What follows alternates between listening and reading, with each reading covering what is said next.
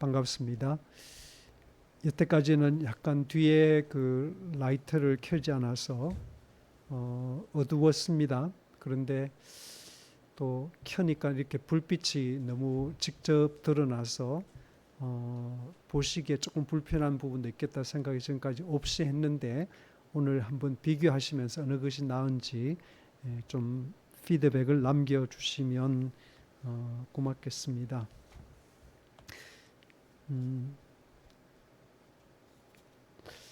지난 시간에 여섯 번째 시간으로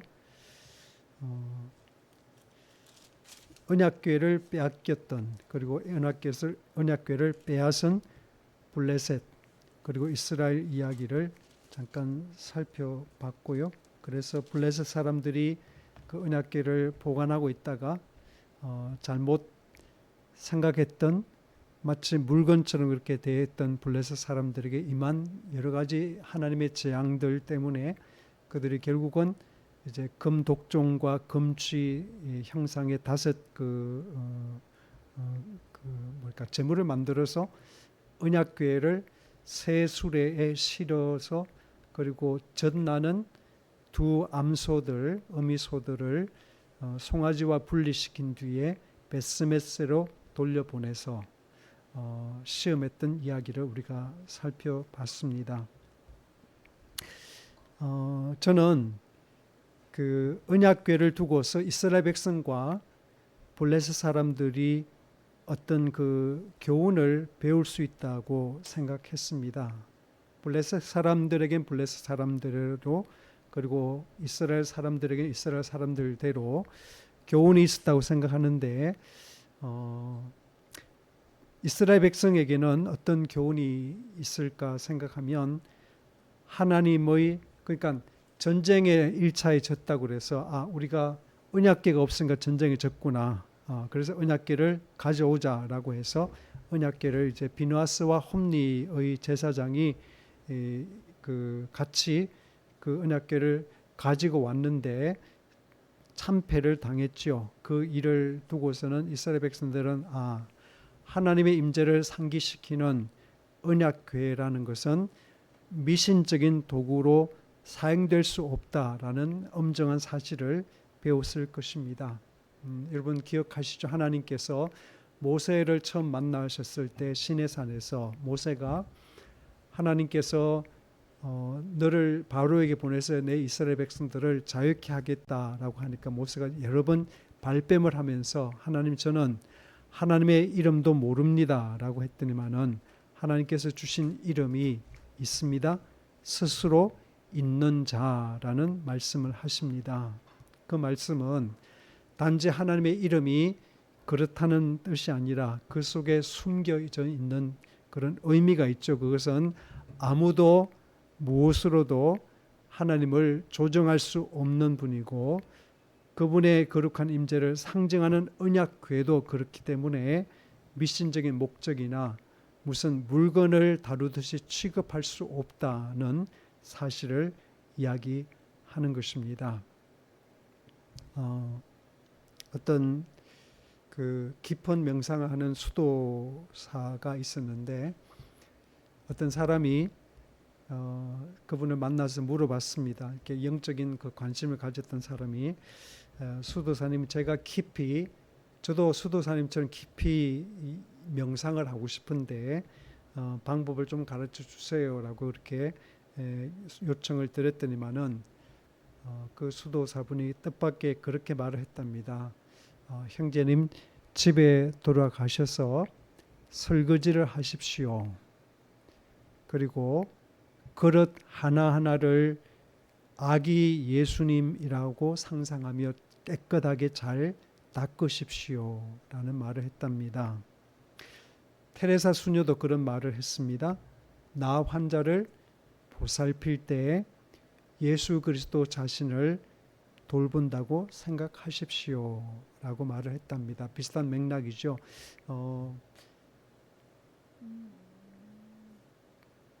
제 생각에는 그 수도사님도 그렇고 테레사 수녀님도 그렇고 그렇게 살아온 자신들의 그 고백이고 방법이지 않습니까? 그렇죠? 그래서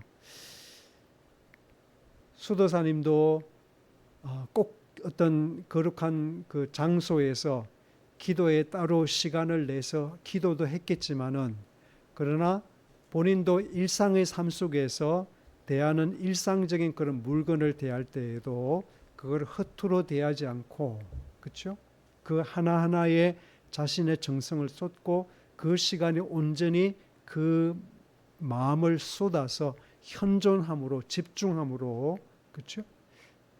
그 순간이 거룩한 순간이 되고 하나님 자신을 대하는 그런 순간으로 만들었고, 테레사 수녀님도 더럽고 무서운 나병 환자를 돌보고 치료할 때에도 이분은 그냥 버려진 나병 환자가 아니라 예수 그리스도 자신이야 라고 하는 그 마음을 가지고 그분을 대할 때에 그 섬김을 받는 그분도 수치스럽거나 뭔가 도움을 받는 어떤 그런 그 수혜자로서가 아니라 자신이 존중이 여김 받고 있다는 그 사실 때문에 세상으로부터는 또 의학적으로는 버림받았던 캘커타의 그 나병 환자들도 테레사 수녀님의 손 안에서는 예수님처럼 융숭한 대접을 받았던 그 사실, 그래서 그렇게 대하는 테레사 수녀님의 영성 속에는 어떤 사람도 외모로 보지 않고 그 사람 속에 있는 하나님의 형상이라는 것을 보고서 그렇게 대한 그 깊은 영성이 그 속에 있다고 하는 것입니다. 제가 드리고 싶은 말씀은 그거예요. 일상에서, 우리가 살아가는 일상에서 눈에 보이는 사물이나 특별히 우리 눈에 약한 인간들, 그렇죠?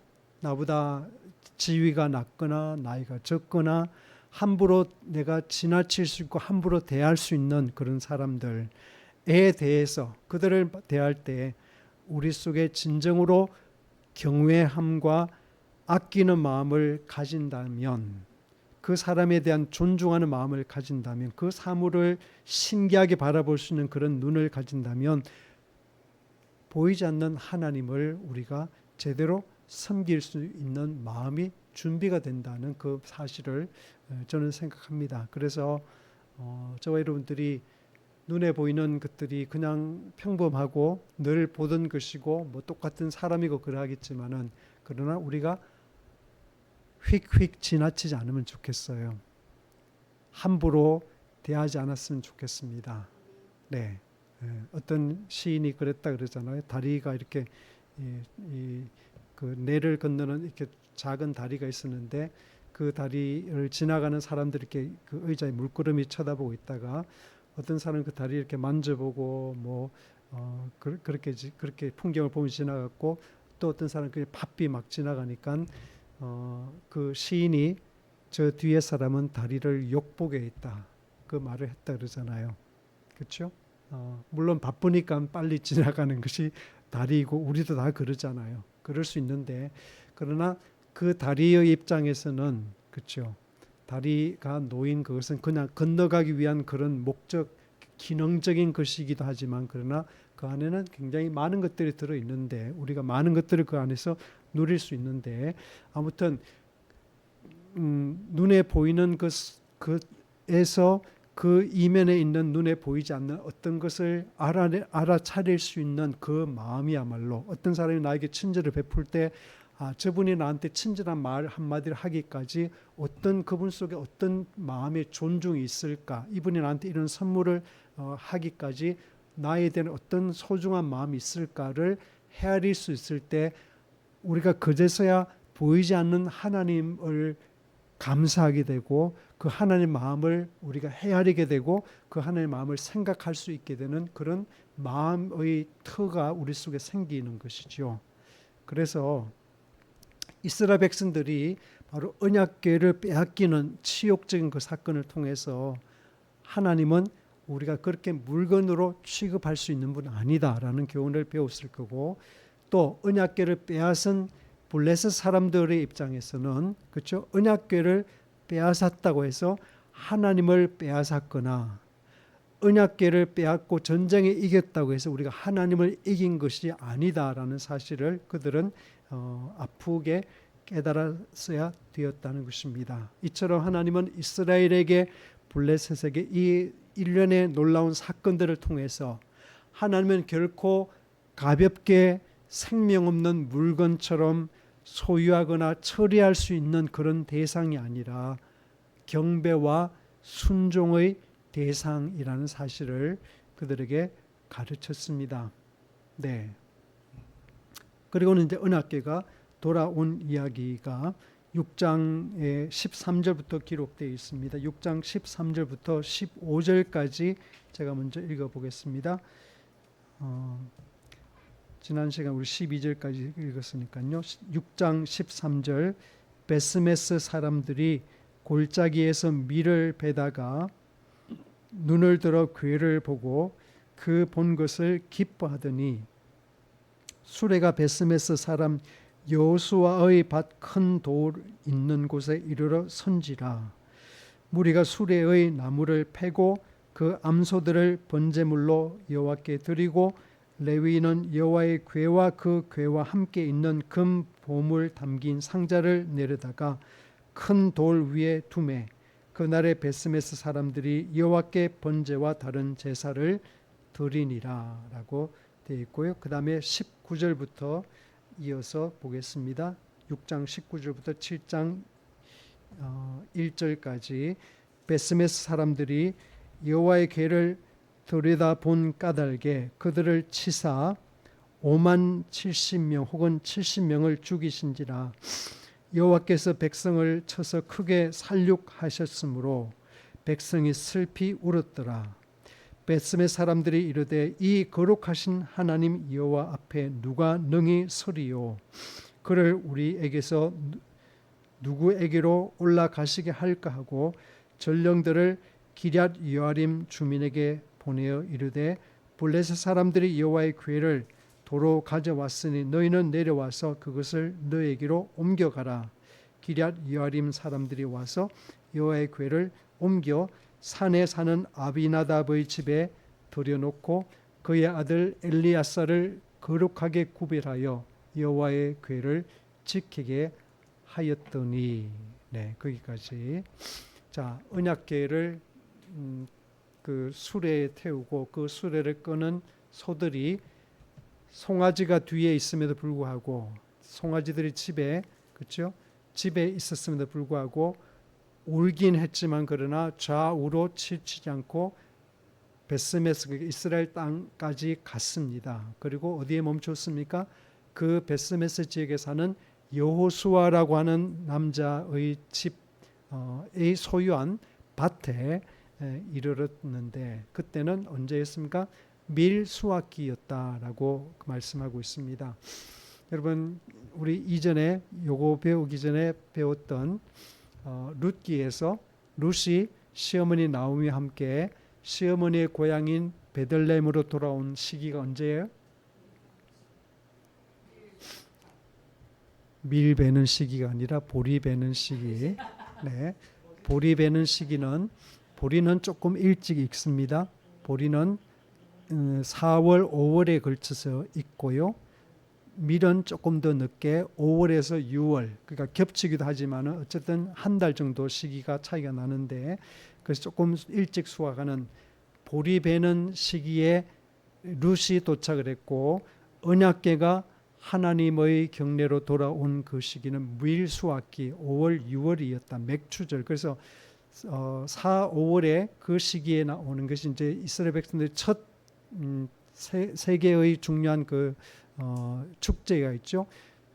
첫 결실하는 시기라 그래서 초실절이라고 부르는 혹은 유월절이라고 부르는 가장 중요한 그리고 그때 먹었던 음식이 바로 무교병을 그러니까 반죽을 하지 않는 누룩을 넣지 않는 그런 쓴 음식 그렇죠. 그냥 누룩이 들어가지 않는 발효되지 않는 음식을 먹었기 때문에 그걸 또 무교절이라고 그렇게 부릅니다. 무교절, 유월절, 초실절 다 똑같은 말이고 언약궤에 돌아온 밀 수확기인 5월, 6월에는 오순절이 있지요. 그렇죠? 오순절 혹은 그를 우리가 맥추절이라고도 합니다. 보리 밀맥자를 써서 맥추절 또는 칠칠절이라고도 합니다. 네, 하여튼 여러 가지 이름이 있는데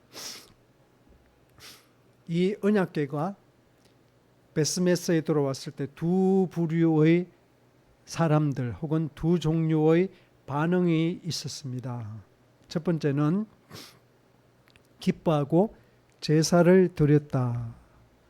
환호하고 기쁨으로 언약궤를 맞이했고 그 하나님의 이름에 합당한 제사를 드렸다고 하는 반응입니다. 아이러니는 뭐냐면 그들이 필요한 제사에 필요한 그 제물 그리고 그 제물을 태워드릴 때 필요한 나무는 블레셋 사람들이 제공한 소와 수레였다는 사실이죠. 네, 이게 좀 아이러니한데요. 그런데 바르게 행한 그 바른 반응을 보인 그런 사람들이 있은 반면에 또 한 부류의 사람들은 그 궤 안을 들여다보다가 사망을 당한 사람들도 있었다는 사실을 후반부에서 우리가 방금 읽었습니다. 그 안을 들여다보다가 어떤 사본에는 5만 70인 또 어떤 사본에는 그냥 70인이 사망했다. 아무튼 뭐 5만 70인이 사망했던 뭐 몇 명 70인이 사망했던 그 유명한 지난주에도 제가 잠깐 말씀했습니다만 그 유명한 그 영화 인디애나 존스 그 영화의 한 장면이 꼭 기억나죠. 그 인디애나 존스의 그 가장 하이라이트는 잃어버린 그 법궤 언약궤를 찾아다니는 그래서 독일군과 그 주인공 이름이 뭐죠? 그 남자 이름. 네. 아무튼 네. 찾아다니다가 그거를 찾으면 궁금해서 그 안을 들여다봅니다. 그러다가 그 맨 먼저 들여다본 사람들에게 갑자기 그 컴퓨터 그래픽이지만은 갑자기 형체가 없이 사라지는 사람이 그렇게 그런 식으로 하나님의 그 거룩함을 경험해서 벌을 받는 그런 그 장면이 인디애나 존스에 종종 나오는데요.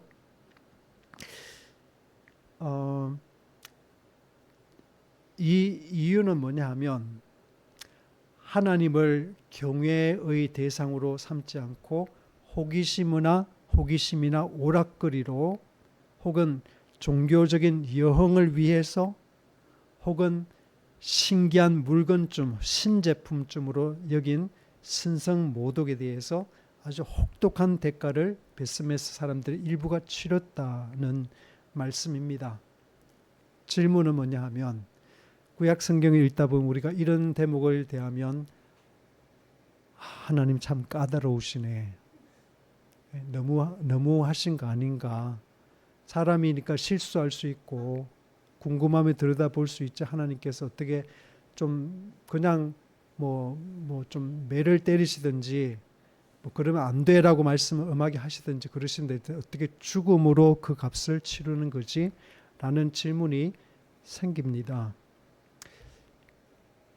저도 뭐 지금도 그 질문에 대한 뭐 딱 정확한 답을 갖고 있지는 않습니다. 근데 제가 유추하는 생각은 이래요. 요즘 저는 뭐 넷플릭스를 보진 않지만 넷플릭스에서 1위 하는 프로그램이 참교육이라고 하는 것이고요. 그거는 우리나라에서만 그런 게 아니라 전 세계에서 지금 굉장히 또 선풍적인 그런 인기를 얻고 있다고 합니다. 네, 그래서 미국에서도 그 참교육의 내용에 대해서 근데 그것이 1위를 하는 이유는 뭘까요? 한때는 오징어 게임과 그게 1위를 했는데 그 안에 그것이 단지 연기력이 뛰어나서 그런 거 아닙니다. 그렇죠? 단지 스토리가 너무 재미있고 흥미로워서 다음을 자꾸 기대하게 만드는 어떤 그 플롯이 좋아서 그런 거 아니에요. 그런 것도 있지만은 그러나 제일 중요한 것은 인간의 기본적인 정서에 이렇게 호소하는 그런 면이 있을 때 우리 문화에도 한국에서만 일어난 그런 일이 아니라 우리 문화에서도 저것이 저래야 돼. 이것이 이래야 마땅해라는 사실을 그 영화가 담고 있을 때 그 영화가 인기가 있어지는 것이죠. 그렇죠? 공감 얻는 것이잖아요. 근데 이 참교육의 내용은 제가 그냥 듣기로는 학교의 공교육이 무너진 그 현장에 아주 무서운 무술한 사람인가? 최근에 그 경기도 교육감이 된 누구죠? 안민석이라는 국회의원 했던 그분이 해병대 나온 사람들을 그 학교에다 이제 보내가지고 학교 질서를 바로잡겠다 말을 했다. 굉장히 철회했어요. 네. 참교육에 아마 그런 내용이 나오나 봐요. 제가 잘 모르지만은. 근데 이번에 그 배재 고등학교 야구부가 광주 일군과 거기 야구를 하다가 그런 일을 겪어서 결국 가서 사과를 하고 사죄를 하고 오늘 뭐 재심 청구를 했던 그런 뉴스가 나왔습니다만은 저는 그런 일을 보면서 그렇게 느끼는 거죠. 제가 고등학생 때 어떻게 살았을까 생각하면 저는 배재고등학교 아이들이 그럴 수 있다고 생각해요. 그래서는 안 되지만은 그런데 저는 그랬어요. 제가 고등학교 때 철이 없었어요. 그만큼. 그런 거를 분별할 수 있는 그 정도 성숙함이 없었습니다. 다만 학생이니까 배워야 돼요. 그렇죠? 잘해야 돼요. 그렇죠?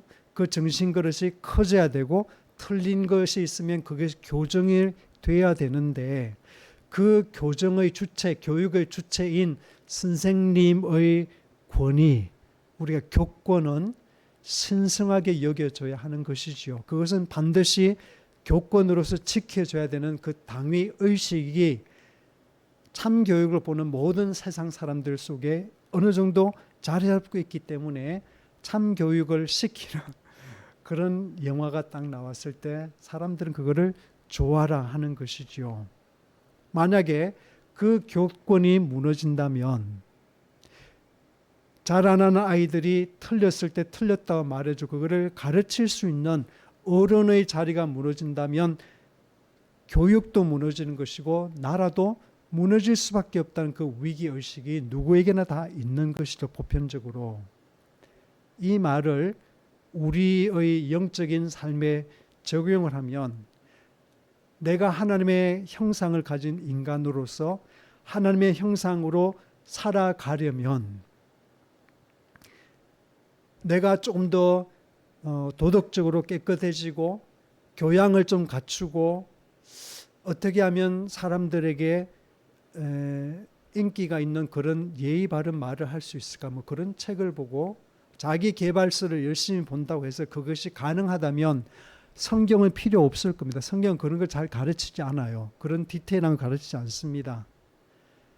내가 하나님의 형상을 가진 사람으로 내 안에 보이지 않는 그 형상을 살아내려면 우선은 하나님과의 바른 관계를 가져야 되는 것이고 하나님이 어떤 분인가 하는 것에 대해서 참 지식, 참 알미 내 속에 있어야 되는 것이죠.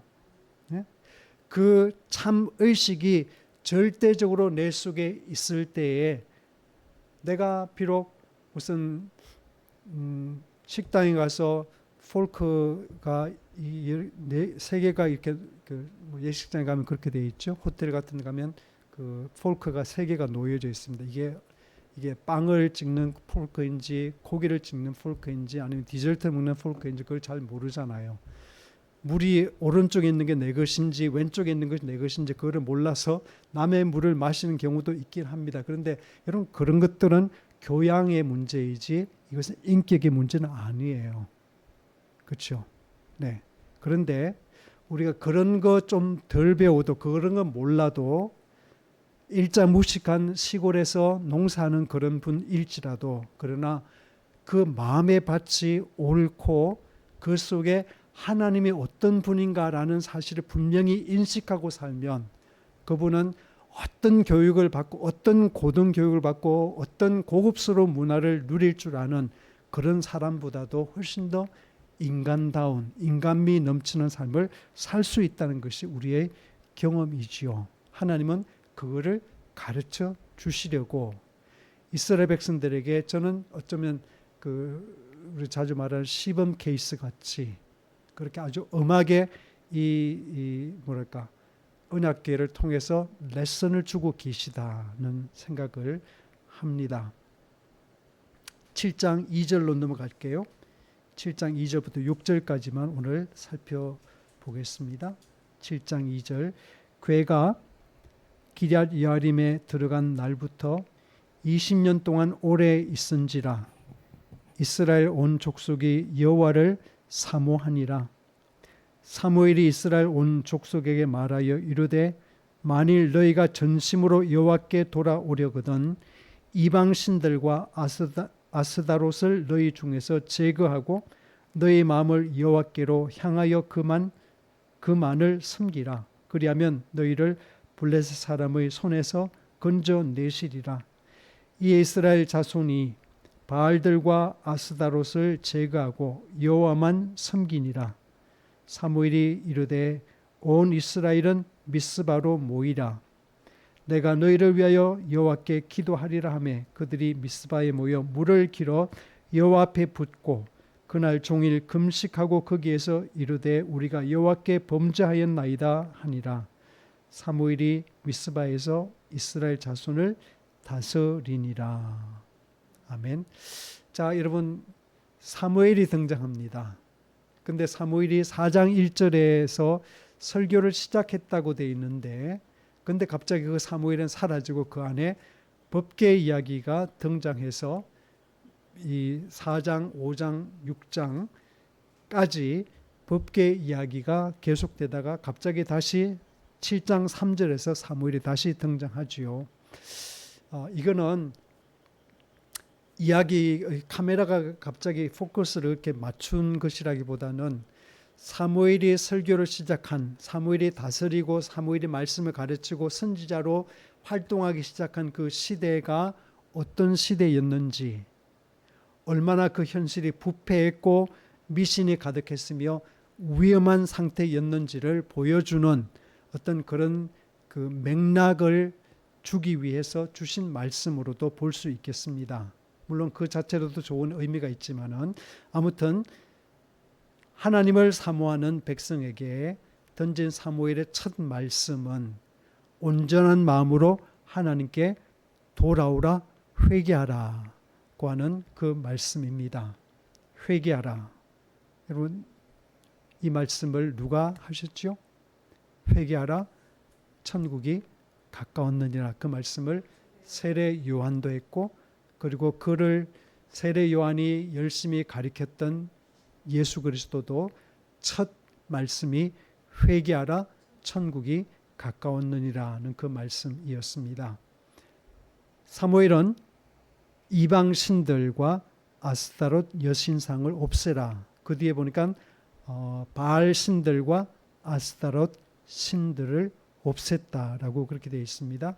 두 가지죠. 그러니까 회개라는 것은 단지 하나님 제가 잘못했습니다. 죄송합니다는 말로 표현하고 마는 것이 아니라 회개는 두 가지의 행동을 수반했습니다. 첫 번째는 이방 신들 아스타롯 여신상을 없애라 제거하라는 것이고 두 번째는 주님께 마음을 두고 그분만을 섬기라고 하는 두 가지였습니다. 첫 번째가 소극적인 회개의 행동인데요. 우상적인 것들을 제거하는 것입니다. 가나안의 신들이었죠. 바알 신들, 아스타롯은 여신이고 바알은 남신입니다. 그런데 두 신은 그 가나안 사람들에게 농사의 신으로서 다산과 풍년을 주관한다고 그렇게 믿었던 신들이죠. 그래서 전에도 잠깐 말씀을 드렸지만은 가나안 사람들이 하나님께서 너무 싫어하셔서 그 땅이 그들을 토해낸다고 하실 정도로 역겨워하시는 그 가나안 사람들은 어떻게 했는가 하면 정월에 이제 농사를 시작하기 전에 축제를 할 때 신당으로 가서 축제를 했는데 그 신당에는 남창이 있었고 여창이 있었습니다. 여자 창기, 남자 창기가 있었고 그래서 남자 예배자들은 여창들과 정사를 했고 여자 예배자들은 남창과 정사를 함으로써 그렇게 이제 자신들 종교 축제를 했습니다. 그런데 우리 생각에는 정말 여자 창기하고 남자 그랬다는 게 이해가 안 되는, 여자들이 남자 창기하고 그런 관계를 가졌다고, 이게 무슨 이야기야? 역겹다고 느낄 수 있어요. 그러니까 성적으로 방종했다고 느낄 수 있는데, 근데 여러분 그 속에는 가난한 사람들의 가진 그 철학이라는 게 있습니다. 그들의 사고라는 게 있어요. 그 철학이 뭐냐 하면, 그 행위를 함으로써 하나님, 그러니까 자기들이 믿었던 그 바알과 아스타롯이 자신들에게 그 풍년을 주고 자녀를 많이 낳게 하고, 혹은 우리가 기르는 짐승들이 낙태하지 않고 새끼를 쑥쑥 낳게 할 거다라고 믿었던 그 믿음 뒤에는 어떤 사고가 있었는가 하면, 인간의 행위가 우리의 인간의 삶에 일어나는 모든 일들을 결정한다고 하는, 영향을 줄 수 있다는 그런 믿음이 있었다는 것이죠. 그래서 내가 직접적으로 그걸 할 수 없지만은 우리가 믿는 그 신을 내 행위를 통해서 자극을 주고, 그렇죠? 그래서 내 행위는 그들에게 어떤 내가 원하는 것을 길러 올릴 수 있는 그런 마중물 같은 그런 것이라고 생각한 것이지요.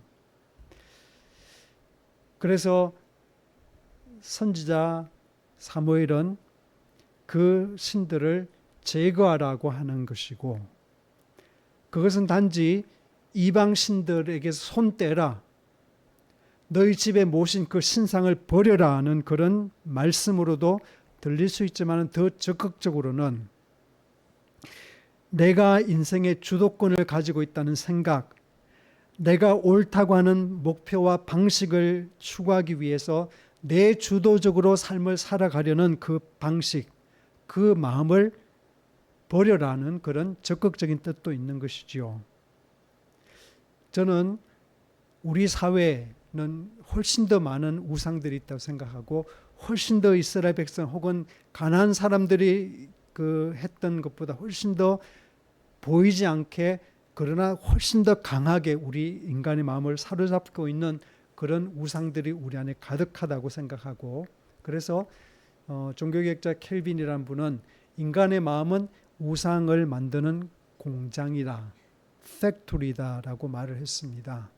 이거 하나 끝내면 두 개가 더 생기고, 그렇죠? 두 개를 없으면 네 개가 생기고, 무슨 그 공포 영화의 무슨 외계 생명체처럼 다리를 하나 잘랐더니만 다리가 두 개가 생기고, 머리가 이런 그런 것인데, 우리 안에 사무엘의 말씀을 빌자면 우리 안에 있는 성공과 풍요와 안정을 우선 도모하려는 그 마음을 배라 하는 것입니다. 그렇죠? 그 마음을 배내라.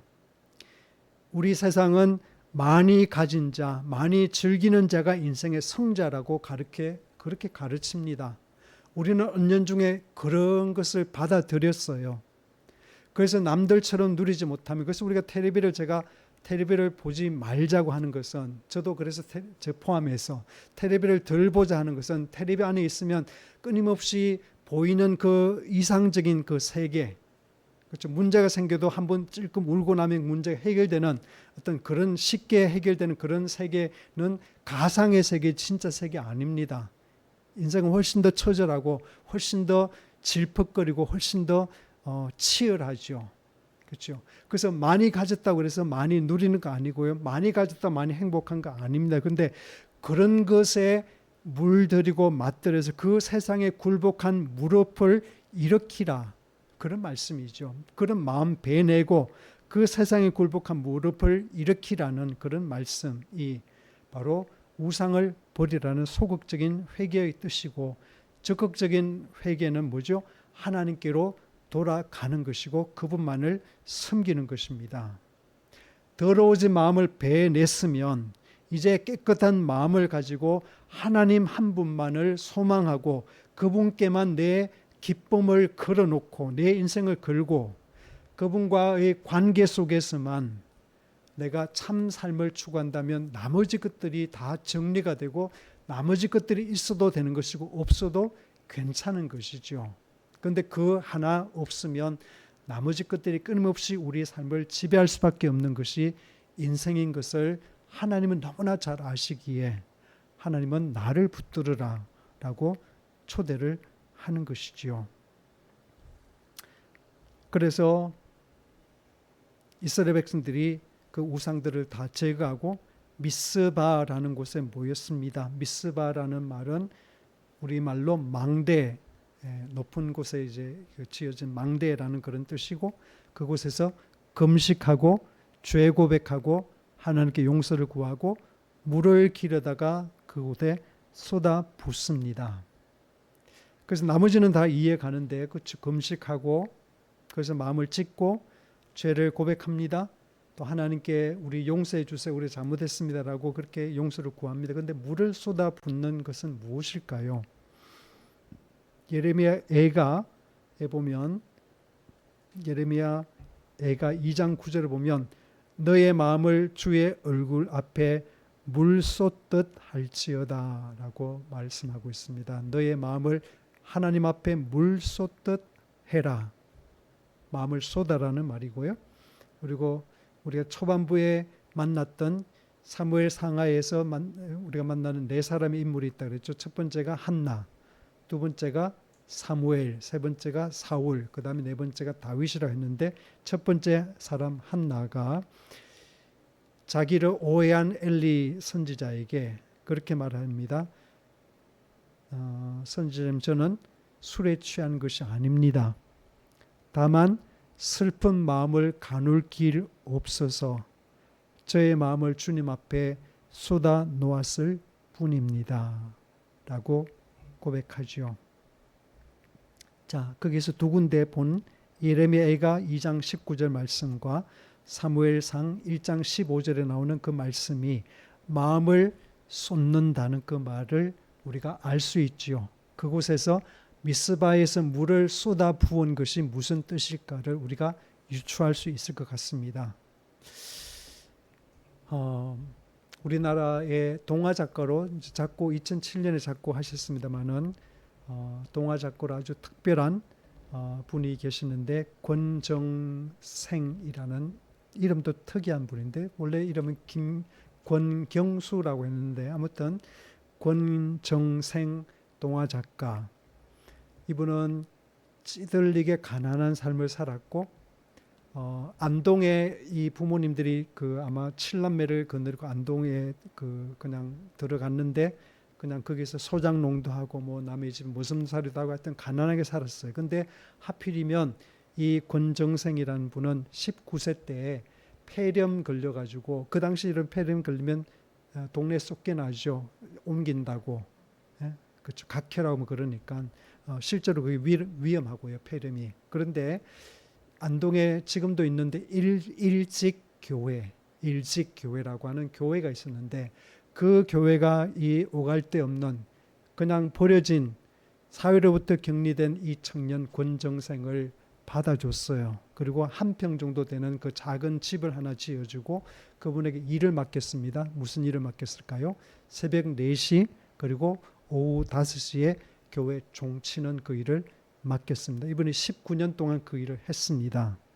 그리고 거기서 마음을 정하고 거기서 신앙을 가지고 그냥 먹고는 살았죠. 그러면서 오는 아이들을 환영하고 그 아이들과 대화하고 그 아이들을 사랑해주고, 그리고 이제 차인벨이 이제 들어와가지고 더 이상 종치는 것이 필요 없이 자동화됐을 때, 이분이 교회가 내려다 보이는 곳에 자기가 여태까지 모은 그 재산 조금 되는 거를 그 동산에 가서 집을 하나 짓고는, 화장실도 교회가 보이는 곳에 짓고는, 아이들이 혹시나 찾아오면 맞이해야 된다 그래서 교회가 내려던 곳에 집을 짓고는 거기서 살다가 돌아가셨는데, 아무튼 그분이 여러분, 우리 생각에는 뭐 새벽 4시에 종함을 치고 저녁 먹을 때 종함 치면 그게 뭐 어려울까 하는데 그거 절대 아닙니다.